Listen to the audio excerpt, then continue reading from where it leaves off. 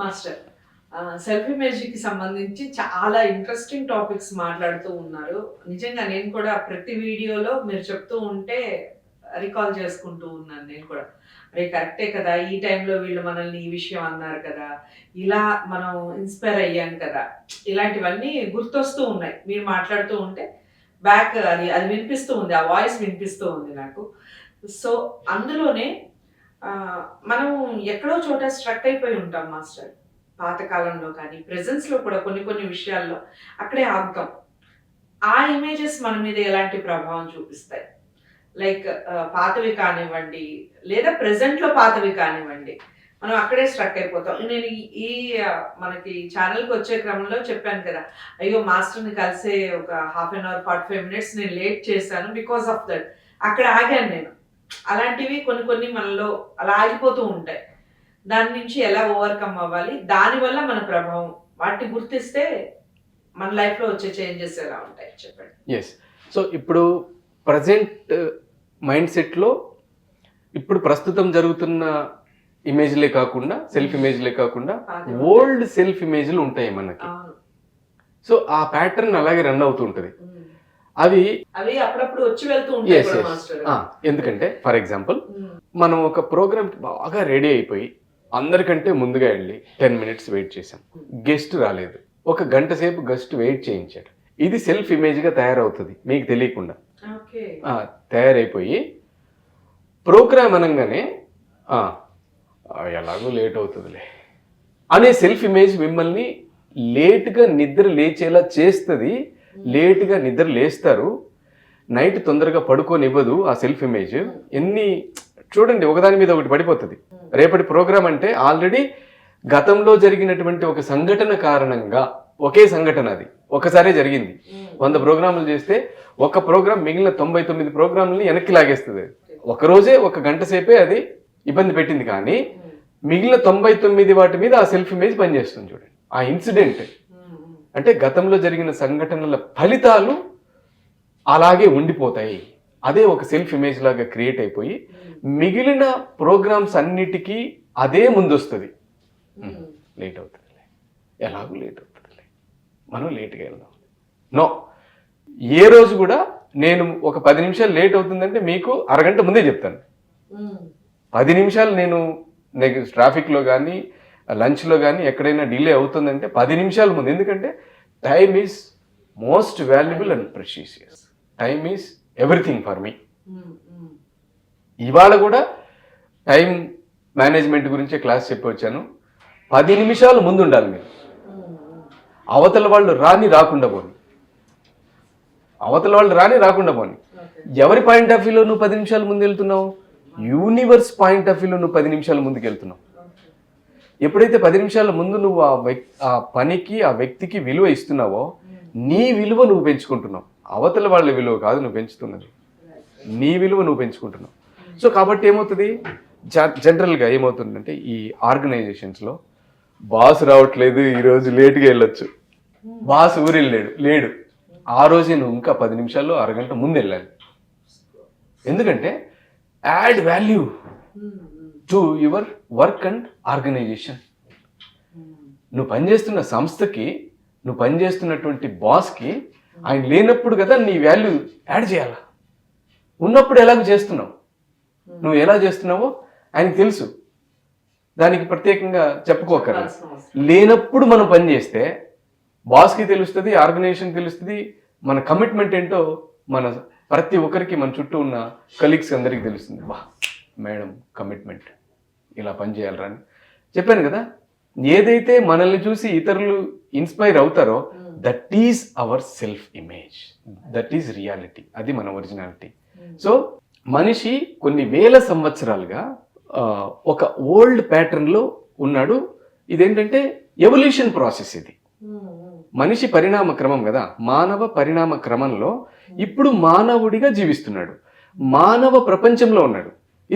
ఇది మనిషి యొక్క ప్రపంచం, మానవ ప్రపంచం. మానవ ప్రపంచం కంటే ముందు జంతు ప్రపంచంలో ఉన్నాడు, జంతు ప్రపంచం కంటే ముందు వృక్ష ప్రపంచంలో ఉన్నాడు, వృక్ష ప్రపంచం కంటే ముందు ఖనిజ ప్రపంచంలో ఉన్నాడు. ఇది ఎవల్యూషన్ ప్రాసెస్. ఇమ్మీడియట్ బిఫోర్గా ఏమవుతుంది, రీసెంట్ బిఫోర్ ఏది ఉంది? జంతువుల ప్రపంచంలో నుంచి వచ్చాడు కాబట్టి మనలో జంతు లక్షణాలు ఉంటాయమ్మా.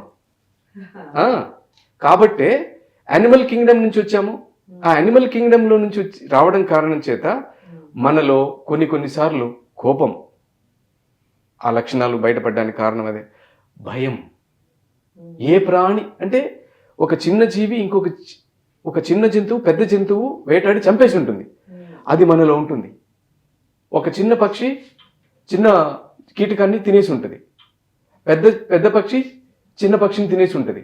అలా ఒకదాన్ని ఒకటి భయపెట్టుకుంటూ ఉండడం చేత భయం అనేది మన లోపల ఉంది. మన ఎవల్యూషన్ ప్రాసెస్లోనే భయం ఉంది. ద్వేషం ఉంది. ఒక జీవి ఇంకొక జీవిని ద్వేషించడం ఉంటుంది, ఎందుకంటే వైరం ఉంటుంది వాటి మధ్య. పిల్లి, ఎలుక, డేగ, పాము, ఈ వైర వృత్తి మనలో ఉంది అనమాట. కాబట్టి మనం సహజంగానే ఎవరైనా మనకు హాని తలపెడితే ఏమంటాం? నీ అంతు చూసేదాకా వదిలిపెట్టనురా అంటావా లేదా? వాడికి నేను లెసన్ నేర్పిస్తా, చూస్తాం అంటే అది లోపల ఉండిపోయింది అనమాట. సో ఆ కొన్ని వేల సంవత్సరాలుగా మానవ పరిణామ క్రమంలో మన లోపల ఇవన్నీ ఉన్నాయి. ద్వేషం, పగ ఎందుకు వస్తున్నాయి? మానవులందరూ మంచివాళ్లే. పగ ఎందుకు ఉందంటే గత జన్మల్లో వాళ్ళ ఉండేటటువంటి వాసనల ఫలితంగా వాళ్ళ ప్రవృత్తులు అవి మళ్ళీ గుర్తు చేస్తున్నాయి. ఇక్కడికి వచ్చేటప్పటికి ఆ పగ, ప్రతీకారం అవన్నీ కూడా మళ్ళీ కంటిన్యూ అవుతున్నాయి. ఆ సెల్ఫ్ ఇమేజ్లో ఉన్నారు వాళ్ళు. వాటి నుంచి బయటపడడానికి కారణం ఎప్పుడు దొరుకుతుందంటే ఇది నాకు, ఇది నేను ఆ సెల్ఫ్ ఇమేజ్తో ఉన్నాను. ఆ కారణం ఎప్పుడు తెలుస్తుందంటే మాలాంటి వాళ్ళ దగ్గరికి వచ్చినప్పుడు, నాన్న అది కాదు, నువ్వు ఇప్పుడైనా దీన్ని బ్రేక్ చేయి, నువ్వు ఈ వృత్తిని మానేసేయి, ఈ పని మానేసేయి, దీని నుంచి బయటపడు అని మేము వాళ్ళకి ట్రైనింగ్లో, ప్రాక్టీస్లో ప్రతిరోజు మార్నింగ్ 4:30కి క్లాస్ స్టార్ట్ అవుతుంది. ఎందుకు మారలేకపోతున్నాను, నాకెందుకు భయం వస్తుంది అని అంటే కారణం ఇవన్నీ. ప్రాక్టీస్ మీద వాటన్నిటికీ మేము కొన్ని రూల్స్, రెగ్యులేషన్స్, వాళ్ళ చేత డిసిప్లిన్ ఉంటుంది, కొన్ని వాళ్ళ చేత ప్రాక్టీసెస్ చేయిస్తాము. దాని ద్వారా బయటపడే అవకాశం ఉంటుంది అనమాట. సో ఊహలు, మనం ఇది అనే ఒక ఊహ ఉంటుంది కదా, నేను ఇదే అని, ఆ ఊహ కూడా మనల్ని నడిపిస్తూ ఉంటుంది, ఒక సెల్ఫ్ ఇమేజ్ లాగా. ఆ ఊహలన్నీ వెళ్ళి సబ్కాన్షియస్ మైండ్లో వెళ్ళిపోయి ఇంటర్నల్గా అలా హైడ్ అయిపోతాయి. మన గురించి మనం ఊహించుకుంటూ ఉంటాం నేను ఇదే అని. ఆ ఊహ సబ్కాన్షియస్ మైండ్లోకి వెళ్ళిపోయి ఊహించడం వల్ల నేను మామూలుని కాదు రోయ్ అని బయటకు వస్తుంది. అప్పుడు నేను అసలు ఒరిజినల్ ఇది కాదు, నా ఒరిజినల్ లోపల అలాగే ఉంది, ఇది నేను బయట వేసుకున్నా ముసుగు అని అంటుంటారు కదా. అవి లోపల హైడింగ్ లో ఉంటాయి అన్నమాట. ఆ హైడింగ్ లో ఉన్నవి బయటకు వస్తాయి. సో ఆ ఓల్డ్ ఇమేజ్లు ఉండడం వల్ల మనం అప్పుడప్పుడు అలా బయటపడుతున్నాం. కానీ వాటిని కూడా మనం కల్పించుకున్నవే, మనం ఊహించుకున్నవే. అవన్నీ మన జ్ఞాపకాల పొరల్లో, సబ్ కాన్షియస్ లో అలా ఉండిపోయినాయి. కాబట్టి వాటిని తీయకుండా దాచిపెట్టాం మనం. వాటిని తీయడానికే ఈ క్లాసెస్, ఈ వీడియోలన్నీ కూడా. సో తీసుకోవచ్చు. రైట్. సో మీ పాస్ట్ ఏదైతే ఉందో వాటిని ఒక మీ ఆలోచన అనే ఒక రబ్బర్తో చెడిపేయాలి అన్నట్టుగా చెప్తూ ఉన్నారు మాస్టర్. మనకి ప్రతి ఒక్కరికి కొంత పాస్ట్ అనేది ఉంటుందండి, ప్రతి ఒక్కరికి ఉంటుంది. అసలు లేదు అంటే అసలు పచ్చాబద్ధం. ఎందుకంటే మనం ఇలా ఉండాలి అని, లేదా మనం ఒక మలుచుకునే క్రమంలో మన వృత్తిపరంగా కానివ్వండి, వ్యక్తిగతంగా కానివ్వండి, వ్యక్తిత్వంలో కానివ్వండి, కొన్ని మార్పులు చేసుకోవాలి అని మనం కొన్ని అనుకుంటాం. అది సక్సెస్ అవ్వచ్చు, ఫెయిల్ అవ్వచ్చు, పాస్ట్లో అలా ఉండిపోతూ ఉంటాం. మనం ప్రెజెంట్లో ఉన్నప్పుడు అలా ఖాళీగా కూర్చున్నప్పుడు కూడా కొన్ని ఆలోచనలు మనల్ని వెనక్కి నెడుతూ ఉంటాయి.